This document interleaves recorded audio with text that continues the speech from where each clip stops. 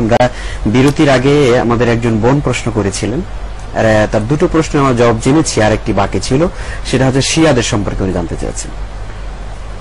শিয়াদের সম্পর্কে বলা খুব জরুরি। আমরা এই অনুষ্ঠানে আরেকবার শিয়াদের সম্পর্কে আলোচনা করেছিলাম, তবে হয়তো সেটা আপনার মিস হয়েছে। শিয়া শব্দের অর্থ হলো দল, উপদল। ইসলাম কখনো দল উপদল তৈরি করা কখনো অনুমোদন করে না। ইসলামে কোনো দল উপদল নেই। সাহাবায়ে কেরাম রিদওয়ানুল্লাহ আলাইহিম আজমাইন তারা সবাই একটি দলে ছিলেন, এটা হলো উম্মতে মুসলিমা দল, সাহাবা দল, সাহাবারাই ছিলেন। এখনো মুসলিম উম্মত একটি দল, দলে দলে দলাদলি হওয়া, ভাগ হওয়া উম্মতের, এটা ইসলাম কখনো অনুমোদন করে না। রাসূলুল্লাহ সাল্লাল্লাহু আলাইহি ওয়াসাল্লামের দুনিয়া থেকে যাওয়ার পর, আল্লাহ তাআলা তাকে নিয়ে যাওয়ার পরে আবু বকর রাদিয়াল্লাহু আনহু খলিফা হলেন, তারপরে ওমর রাদিয়াল্লাহু আনহু খলিফা হলেন, তারপরে ওসমান রাদিয়াল্লাহু আনহু খলিফা হলেন। এই তিন খলিফার যুগে কখনো শিয়া নামের কোন গোষ্ঠীর অস্তিত্ব ছিল না, বরং সবাই একমত ছিল। ওসমান রাদিয়াল্লাহু আনহুর যখন শাহাদত বরণ করেন, ওসমান রাদিয়াল্লাহু আনহু যখন শাহাদত বরণ করেন, তখন আলী রাদিয়াল্লাহু আনহুর খেলাফত নিয়ে একদল লোক বাড়াবাড়ি করছিল, এবং তখন তারা দাবি করছিল, হঠাৎ করে তাদের দাবি উঠে গেল যে আবু বকর, ওসমান এবং আলী, আবু বকর, ওমর, ওসমান এই তিনজনের খেলাফত শুদ্ধ হয় নাই, বরং আলীর খেলাফতই শুদ্ধ, অন্য কারো খেলাফত শুদ্ধ না। এইভাবে দাবি উঠানো আরম্ভ করলেন।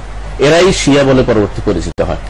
এরাই সর্বপ্রথম উম্মত মুসলিমের মধ্যে ফারাক করে এবং ভাগ করে, উম্মতকে দ্বিভাগ করে নেয়। আকীদাগতভাবে, বিশ্বাসগতভাবে, দলগতভাবে এরাই প্রথম বিভক্তি করে নেয়। এর আগে খাওয়ারিজরা বের হয়েছিল, কিন্তু তাদের অবস্থান ছিল খুব সীমিত আকারে। শিয়াদের অবস্থান, শিয়াদের মূল যে আকীদা, বিশ্বাস, সেগুলি ইহুদিদের থেকে ধার করা। ইহুদি আব্দুল্লাহ ইবনে সাবা শিয়াদের প্রধান ছিল।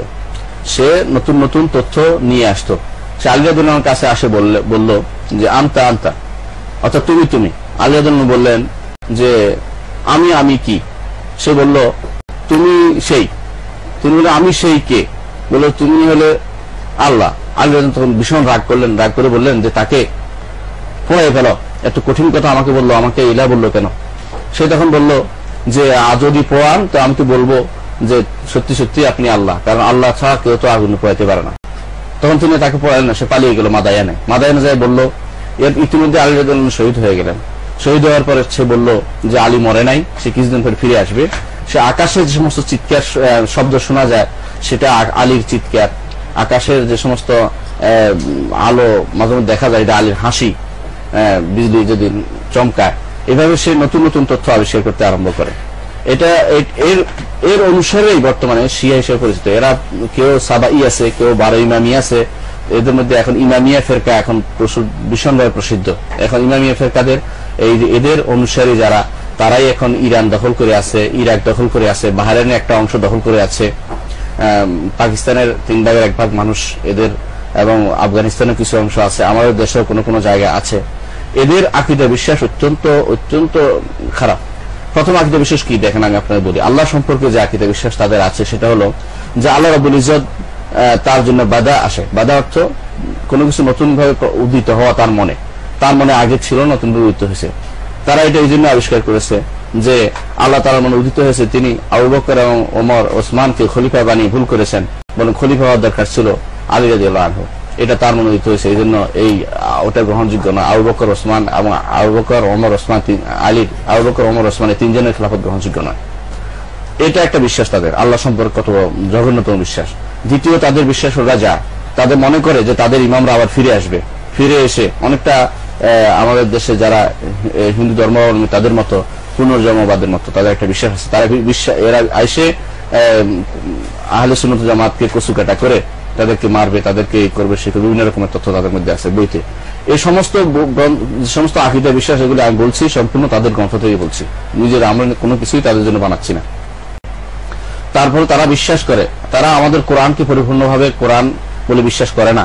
তারা বলে যে মুসহাফে ফাতেমা নামে একটা মুসহাফ আছে, যে মুসহাফের মধ্যে এই কোরআনের একটি হরফ নাই।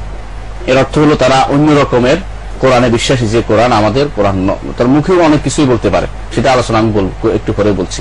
দ্বিতীয়ত তারা আমাদের কোন একটি হাদিসে তারা বিশ্বাস করে না, অর্থাৎ বুখারী, মুসলিম, আবু দাউদ, তিরমিজি, ইবনে মাজাহ, আমাদের যে সমস্ত হাদিস গ্রন্থ আছে এই সমস্ত হাদিস গ্রন্থ কোন হাদিস গ্রন্থ তাদের বিশ্বাস নেই। দর্শক শিয়াদের সম্পর্কে যদি বলছিলাম, জি, তো শিয়ারা যে বিশ্বাস করে আমাদের কোন হাদিসের কিতাবে তো একটা হাদিস তারা বিশ্বাস করে না, অথচ উম্মতে মুসলিমার একমত যে কোন একটা হাদিস যদি কোন রাসূলুল্লাহ সাল্লাল্লাহু আলাইহি ওয়াসাল্লামের সহিহ কোন হাদিসকে অস্বীকার করলে সে কাফের হয়ে যাবে, অথচ তারা আমাদের একটি হাদিসেও বিশ্বাস করে না। তাদের কাছে হাদিসের আলাদা গ্রন্থ আছে, নাম হলো কুলাইনির লেখা আল কাফি বা শুরুল কাফি বা এই সমস্ত গ্রন্থ তাদের কাছে আলাদা গ্রন্থ তারা লিখে থাকে, যেগুলি কোনো সনদ নাই, বাস বিচার নেই, অমুকে বলেছে ক্বালা আবু আব্দুল্লাহ বলে তারা চালিয়ে দিল, সেগুলি তাদের গ্রন্থ।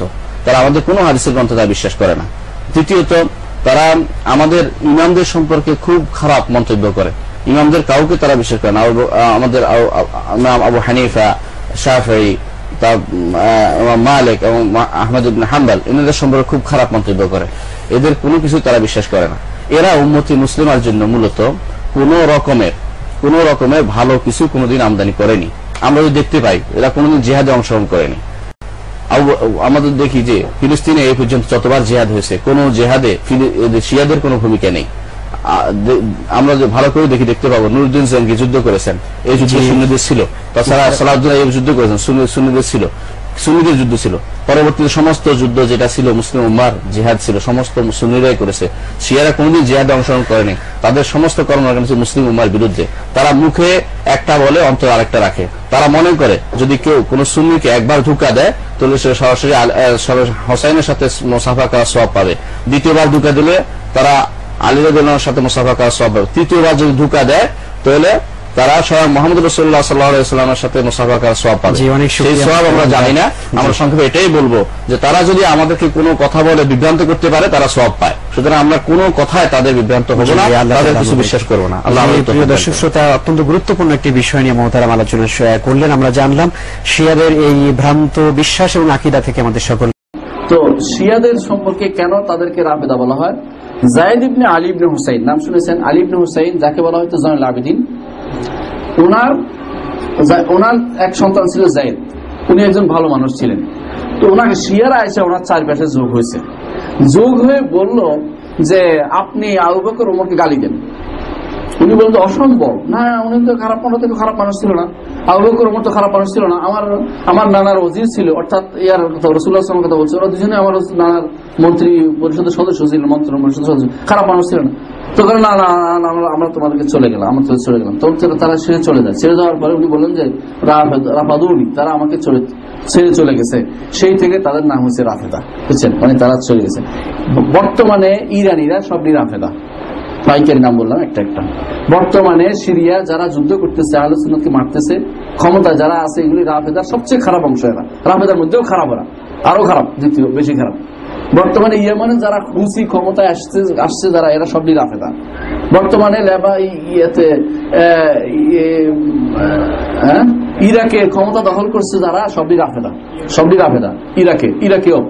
এমনকি বাহরাইনে যারা কয়দিন পর পরেই মারামারি করে, সবই রাফেদা। সৌদি আরবের একটা অংশের মধ্যে এই আহসা হইতে শুরু করে নাজরান যুগে একটা অংশ বিরাট, সবগুলো 3 ভাগের 1 ভাগ রাফেদা। এরা সারা দুনিয়া দখল করার মানুষে বসে আছে। এমনকি বর্তমানে আমেরিকার সাথে সবচেয়ে বড় চুক্তি যারা করেছে এটা ইরান করেছে। আমরা কয়দিন আগে চুক্তি করেছে, আপনি দেখেন, সেই চুক্তি করেছে রাফেদা। এবং লেবাননে যারা ক্ষমতায় আছে ওরা রাফেদা, লেবানন যারা ক্ষমতা আছে। হেজবুল্লাহ যার নাম শুনেছেন, হেজবুল্লাহ হেজবুল শয়তান, ওরা সবটি কি রাফেদা, সবগুলি রাফেদা। এবং বর্তমানে আমি যদি আপনি খুঁজতে দেখি যে এমন অবস্থা হয়েছে, আফগানিস্তানে যারা সরকারের সাথে হাত মিলেছে সবগুলি রাফেদা। পাকিস্তানে যারা সরকারের সাথে হাত মিলেছে সবগুলি রাফেদা। জুলফিকার আলী ভুট্টো ছিল রাফেদি, তার মেয়ে ছিল রাফেদি। হ্যাঁ, মোহাম্মদ আলী জিন্না ছিল রাফেদি। এবং এই দেশে সুলতান সেলিম জাহাঙ্গীরের আগে হুমায়ুন ছিল রাফেদি। তারপরে তার পরবর্তীতে আল্লাহ তাআলা এদেরকে সহিহ সুন্নাহর উপর আসতে দিয়েছে। শের শাহ ছিল সুন্নি, কিন্তু এর পরবর্তীতে ছিল হুমায়ুন ছিল রাফেদি। এবং পরবর্তী রাফেদাদের একটা, রাফেদা মানে শিয়া, আহুল শিয়া। বর্তমানে রাফেদাতে সাওলা জওলা, মানে এদের আক্রমণে মানুষ ছিন্ন ভিন্ন হয়ে যাচ্ছে। সুন্নিদেরকে তারা এমনভাবে আক্রমণ করতেছে। এদের আকীদা বিশ্বাস কি, এই বিষয়গুলি আমরা আলোচনা করব।